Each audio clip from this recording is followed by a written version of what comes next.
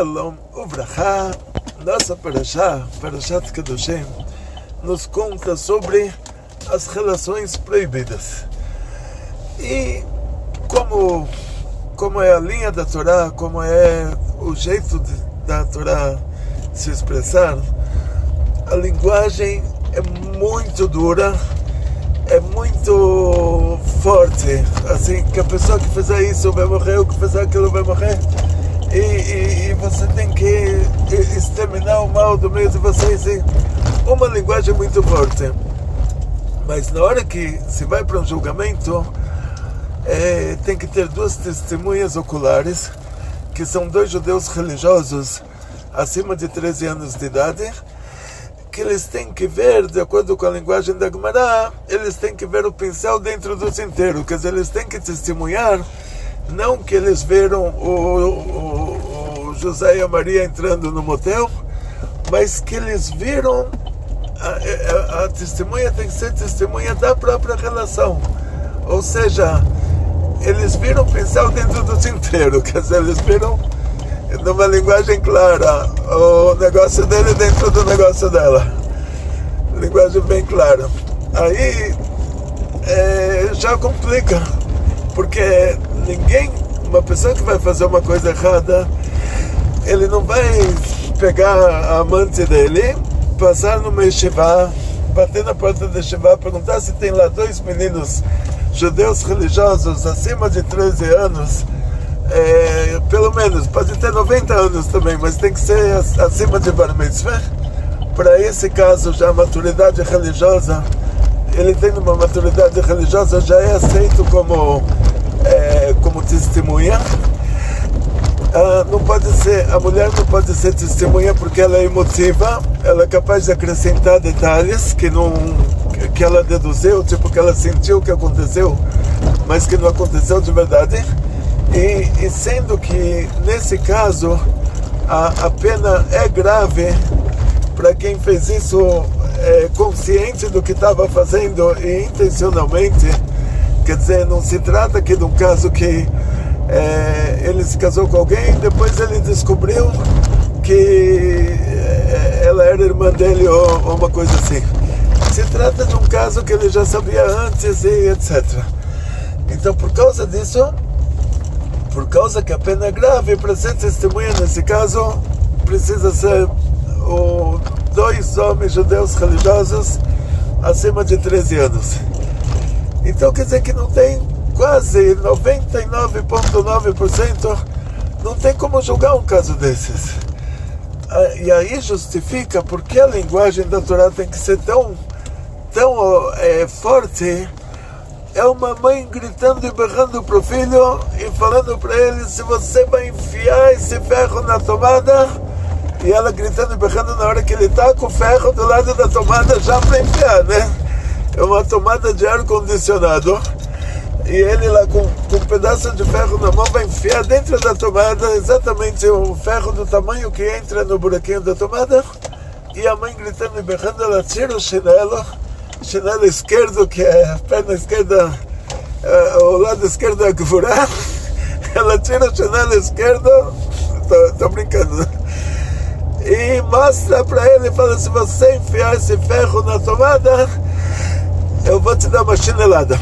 Aí o menino fala: não vou enfiar porque não quero levar chinelada. Mas na verdade, se ele enfiasse o ferro na tomada, não ia ter, Deus me livre, ele morria. Uma tomada de ar-condicionado, e ele é uma criança pequena, então ele ia morrer.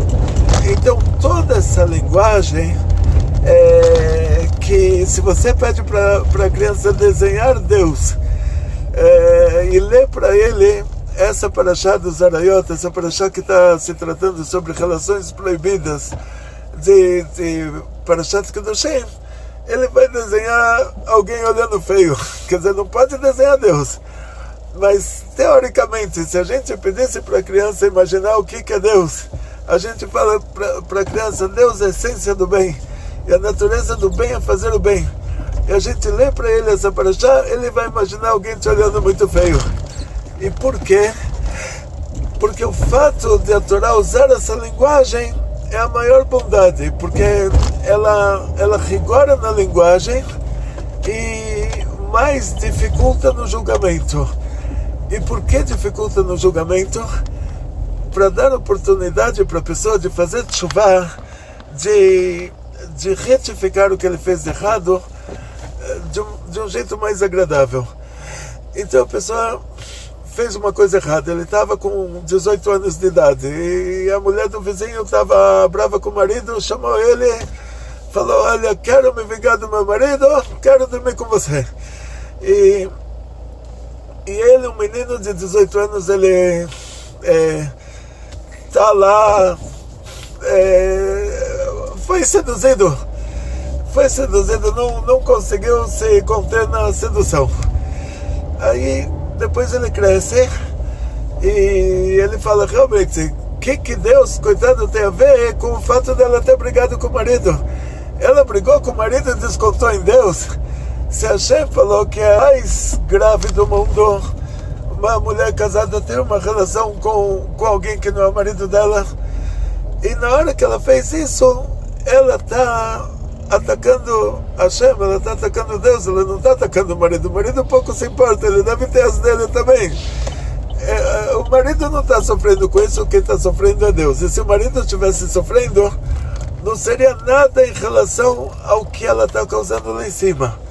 Então ele se conscientizou disso. Ele falou: uau, eu não sabia, não tinha essa informação naquela idade, eu não sabia que isso era tão grave. E ele faz tshuvá, ele se arrepende do que ele fez e ele consegue retificar isso de outra maneira, de uma maneira mais agradável, fazendo com que outras pessoas se distanciem, influenciando outras pessoas a não fazerem a coisa errada, e de várias maneiras ele consegue retificar sem precisar passar pelo sofrimento, olho por olho, dente por dente, do que ele fez. E o que vem a ser esse sofrimento? O que é a retificação, Deus me livre, de uma relação proibida? Sendo que está escrito, quando Hashem fez o homem, ele fez uma pessoa só. Era um homem só, uma mulher só. Só que os dois eram um corpo só. É uma pessoa só. Quer dizer, você vai falar: o que é essa pessoa? É um homem? É uma mulher? Não, é os dois juntos. E você fala um homem só, você fala uma mulher só, aqui dá na mesma, que era um corpo que continha os dois. E Hashem Deus colocou nesse corpo uma alma, está escrito Nefesh Chaya. A explicação para isso, a tradução literal, Nefesh Chaya é alma viva. Mas alma viva tem em todos os animais. Então, qual que é o que a Torá vem acrescentar aqui com essa palavra alma viva? Duas coisas. Uma coisa, está escrito que Hashem soprou e Deus, no segundo mandamento está escrito explicitamente que Deus não se compara a nada material. Então quando você fala Deus soprou, Deus sentiu o cheiro agradável do Corban, levando em conta que nenhuma mulher vai comprar um perfume de cheiro de carne queimada, porque não é um cheiro nada agradável, e lá está escrito Deus sentiu o cheiro agradável. Todas essas linguagens não quer dizer que Deus soprou, Deus cheirou, ou no caso, em casos assim mais, essas linguagens metafóricas, elas vêm te indicar alguma coisa que está ligada a esse raciocínio. Então Deus soprou, quem sopra, diz o Zohar, sopra o que ele tem dentro. Então quer dizer que essa alma que foi colocada naquele homem, ela é uma parte de Deus. Quem sopra, sopra o que tem dentro. Quem coloca, coloca o que tem fora. Então essa alma divina que foi colocada naquele primeiro ser humano, que a gente pode chamar de o primeiro homem ou a primeira mulher, que naquela etapa era uma pessoa só. Continuação. Desculpa o intervalo aí sem aviso prévio, porque caiu. Alguém ligou, eu esqueci de desativar o telefone e parou a gravação no meio.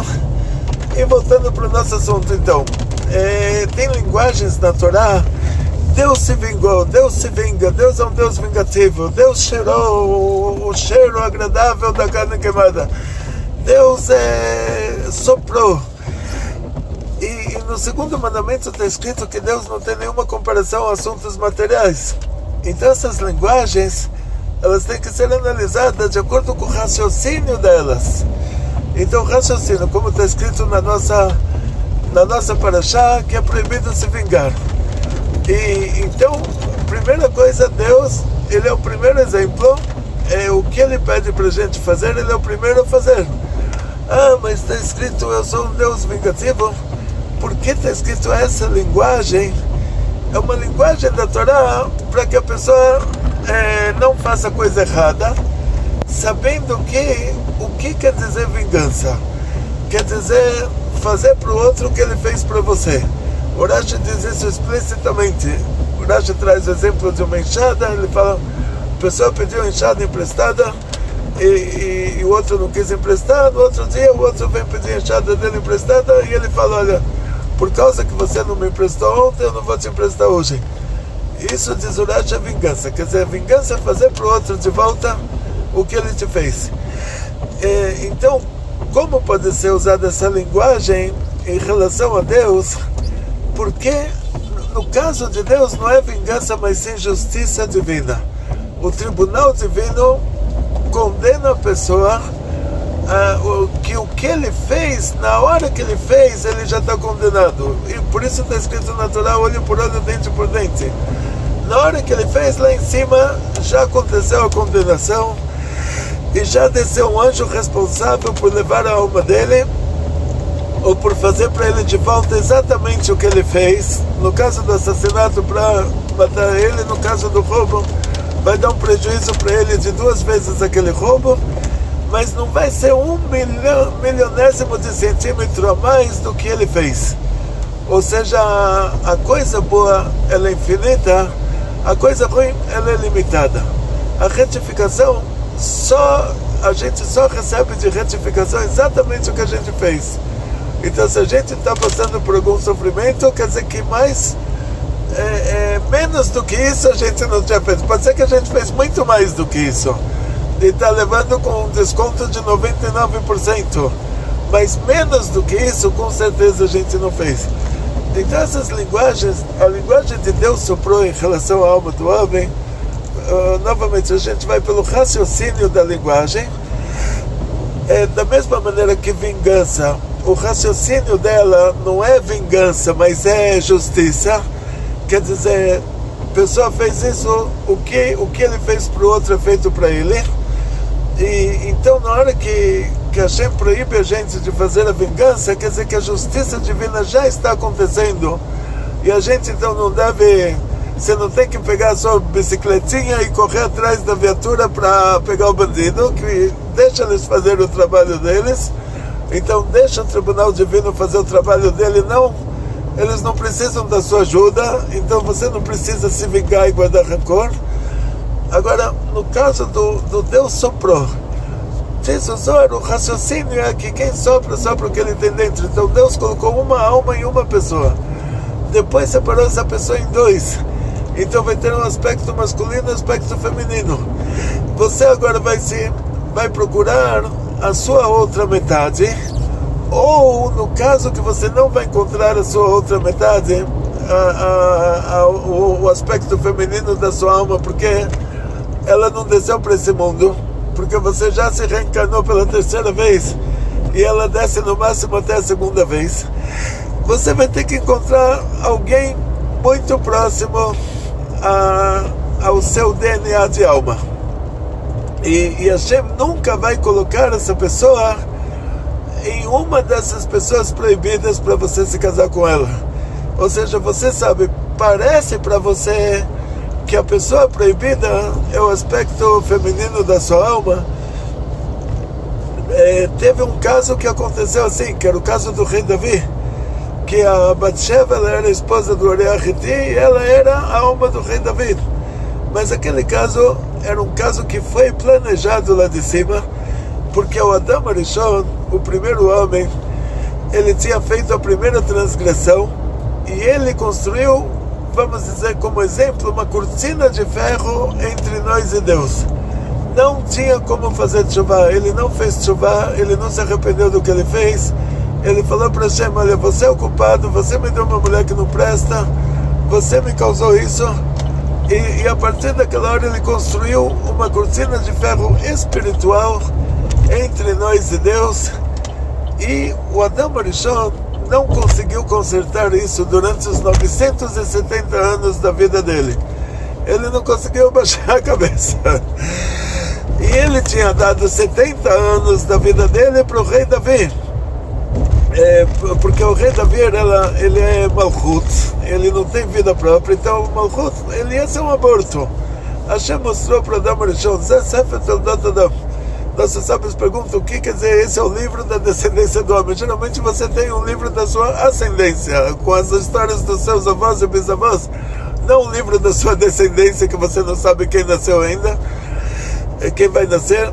Mas Hashem, dizem nossos sábios, mostrou para Adam Arishon, Dor Vedorshav, Dor Parnasav, cada geração, e os grandes sábios da geração, e os doadores, os patrocinadores, porque o sábio sem um patrocinador não vai entrar em detalhes, já passei por isso.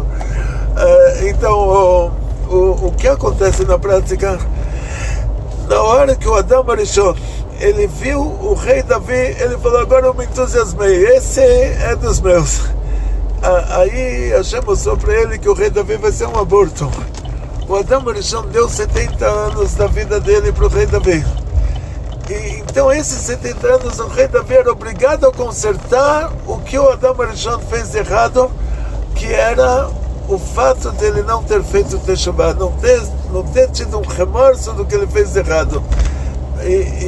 Então Hashem Deus fez intencionalmente, colocou a alma da Batsheva para ser a esposa que era o aspecto feminino do rei David, para ser a esposa do Uriah, para que acontecesse tudo aquilo, para que o rei Davi fizesse essa tshuva tão grande que quebrasse essa cortina de ferro espiritual que o Adam Arishon fez existir.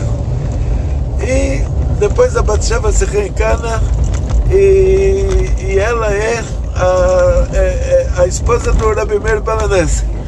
Por causa que ela causou a morte do Uriah Hiti, diz o livro das reencarnações do Rav Menachem Azar Mifano,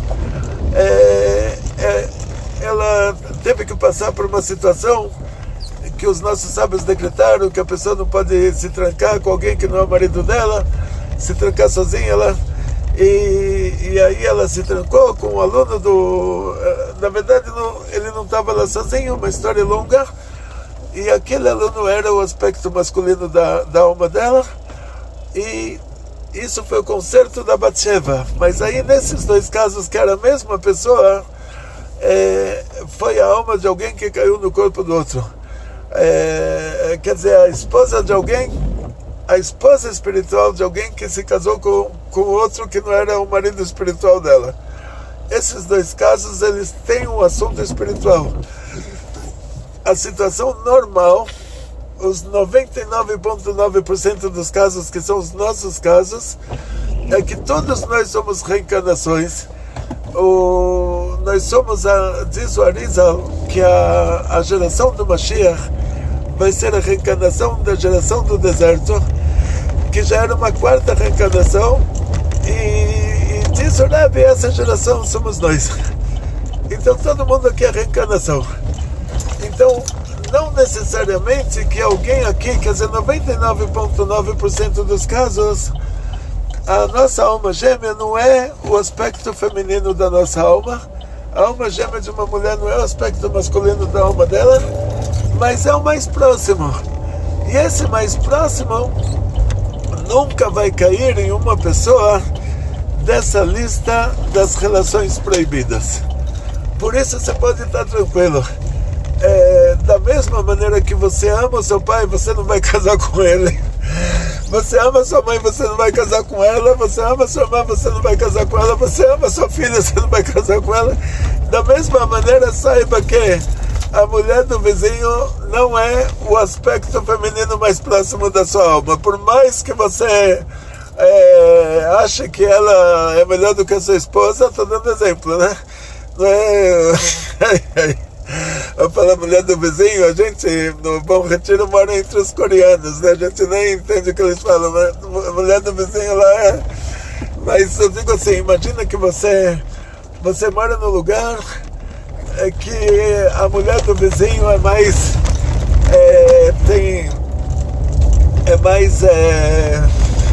eu não sei, você acha que ela é mais adequada para ser a sua esposa? Você ouve menos gritos na casa do vizinho do que ela ouve na sua, vamos dizer assim. Você acha que você sofreria menos com ela do que você está sofrendo com a sua? Então você acha que ela é mais próxima a ser a sua alma gêmea do que a sua esposa? Mas não é assim. Hashem não colocaria a sua alma gêmea numa mulher que o próprio Deus está falando que ela é proibida para você. Isso a gente chama de tirania, assim, de maltratar alguém. Quer dizer, Deus não vai te fazer um sofrimento desses, de falar para você, olha, é proibido você casar com a mulher do outro, e colocar o aspecto feminino da sua alma na mulher do outro. Então fica tranquilo, se ela é a mulher do outro, quer dizer que ela não tem a ver com você espiritualmente. Pode ser em outros aspectos, como seu pai, sua mãe, sua irmã, seu irmão, seu filho, sua filha. Você ama sua família, mas em outros aspectos, não nesse aspecto de ter uma relação com ela. Então, você realmente tem uma consideração por aquela pessoa, você sente um afeto pelaquela pessoa, você sente um amor profundo por aquela pessoa. Mas esse amor profundo tem que ser exatamente o amor profundo que você sente pelo seu pai, pela sua mãe, pelo seu irmão, pela sua irmã, pelo seu filho, pela sua filha. Quer dizer, não tem que ter uma dimensão de relação íntima. O fato de você amar a Deus, você tem que amar a Deus mais do que você ama tudo. Você tem que amar o próximo como a si mesmo. Não quer dizer que você vai dormir com o próximo, entende?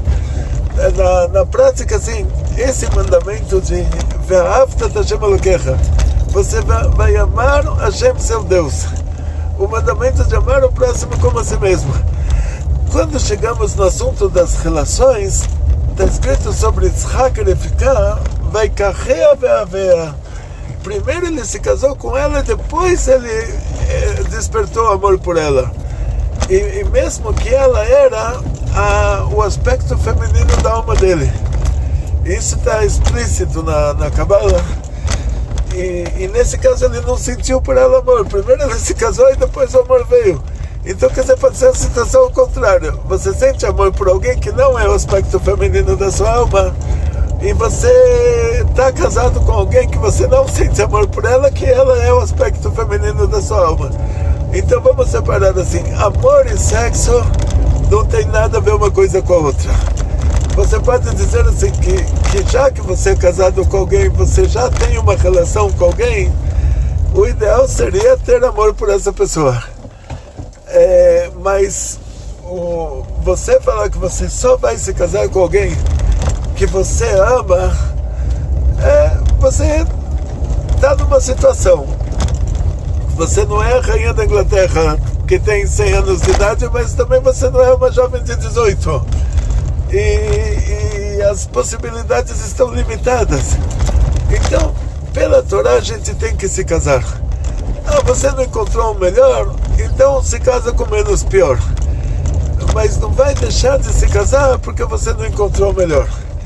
Esse que é o raciocínio. Quer dizer, casar e ter filhos, pela Torá, você não é obrigado a casar só com quem você está apaixonado, que você não está dormindo de noite.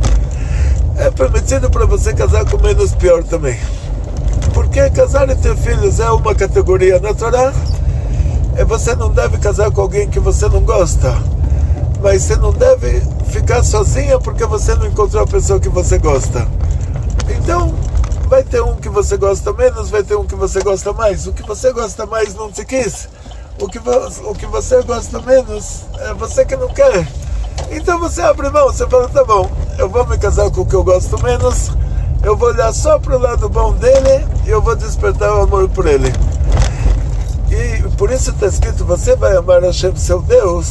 Pergunta nossos sábios, como você cumpre esse mandamento? Se lembrando das coisas boas que Hashem te faz todo dia. Se lembrando que todo dia você acorda de manhã, você está vivo, você tem saúde, você tem, graças a Deus, tudo que você tem de bom, se lembra que foi Hashem que te deu. Aí você desperta o amor. E então, da mesma maneira, você se casa, começa a pensar só nas coisas boas que o seu marido faz. Não pensa nisso que ele deixou cair água no chão, ou que ele esqueceu de fechar o café, ou que qualquer coisa. Se lembra só das coisas boas mesmo, não das coisas ruins. Aí, você se lembrando só das coisas boas, você vai despertar amor. Esse que é o assunto. Ou seja, na Torá tem a relação das relações proibidas e uma coisa certa, que Hashem não vai te fazer sofrer. Deus te deu essa lista de relações proibidas, então quer dizer que a sua alma gêmea não vai estar em uma dessas pessoas que são proibidas para você. Agora, o assunto do amor não está ligado a isso, sendo que quando a gente fala sobre amor, você tem que amar a Deus, mas você não vai ter uma relação íntima com Deus. Você tem que amar o seu pai e sua mãe, você tem que amar a sua esposa, seu marido, seu filho, sua filha. E o que acontece com a esposa? Se você é um homem, você tem que ter uma relação com a esposa. Se você é uma mulher, você tem que ter uma relação com o marido. E você fala, mas eu amo a minha filha mais do que eu amo o meu marido. Eu falo, claro que sim. É natural da mãe amar as crianças mais do que... É natural da mãe amar as crianças mais do que... É mais do que ela ama o marido. É uma natureza humana. Então esse que é o assunto. Está escrito na Torá, a Torá usa, em resumo assim, a Torá usa uma linguagem dura porque o julgamento é complicado, quer dizer, quase não tem como julgar um caso desses. Então a Torá usa essa linguagem para impedir com que a pessoa faça coisa errada, porque no mundo espiritual essas relações ilícitas, sendo que elas mexem com almas, coisas assim, no mundo espiritual elas causam um estrago muito, muito grave. E por causa disso a repercussão aqui nesse mundo é uma repercussão muito grave. A pessoa, Deus me livre, fez a coisa errada, ela Deus me livre, a consequência disso é muito grave. E por causa disso a Torá dá um aviso muito, muito forte, porque o julgamento é quase impossível, mas depois, na hora de retificar de outras maneiras, Deus me livre. Eu não quero entrar em detalhes, mas assim, a gente vê que no caso dos meninos que tinham problema com as meninas de Midian, que é uma passagem na Torá, teve lá uma epidemia que era uma doença respiratória.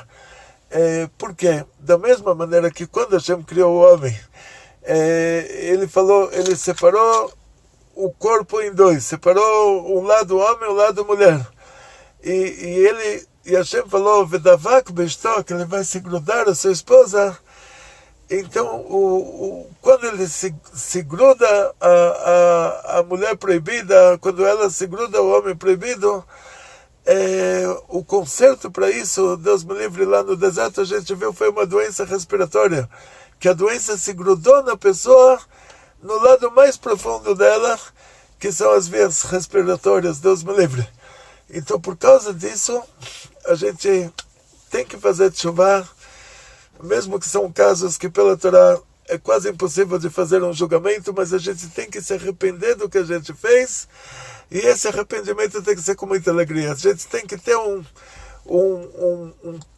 trauma, não trauma, vamos dizer eu não sei a palavra em português, um remorso do que a gente fez, mas sendo que esse remorso é um trabalho divino, também a tshuva tem que ser feita com alegria, como todo o trabalho divino.